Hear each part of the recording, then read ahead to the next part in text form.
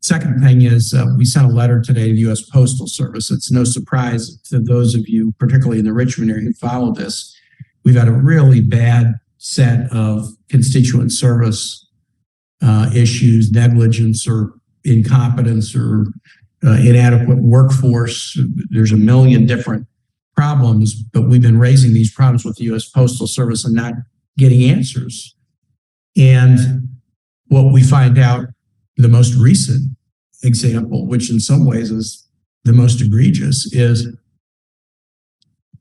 our service veterans who are receiving treatment at the VA taking colon cancer screenings and sending samples through the mail that need to be analyzed to help determine whether they need medical care, possibly life-saving medical care, possibly, urgent life-saving medical care. And the VA and the Postal Service has been not delivering these medical specimens to enable there to be a timely and accurate diagnosis of these veterans' conditions, and the circumstances under which they have not been delivered, and then they've stacked up in big batches, and then they get delivered in batches, but way late. I mean, in some instances, what we're finding about is not just a week or 10 days late. These samples are supposed to be delivered within 15 days in order to enable a good reading of what the medical diagnosis might be.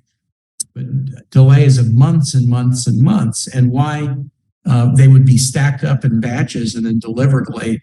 I mean, it would be hard to. It's almost like they plan to do it that way. It doesn't seem like it's an accident. If it was just accidental incompetence, they would be delivered, a couple of days late, but to batch them all together and deliver them so late, it's raised all kinds of questions. And so we put together a letter that I led.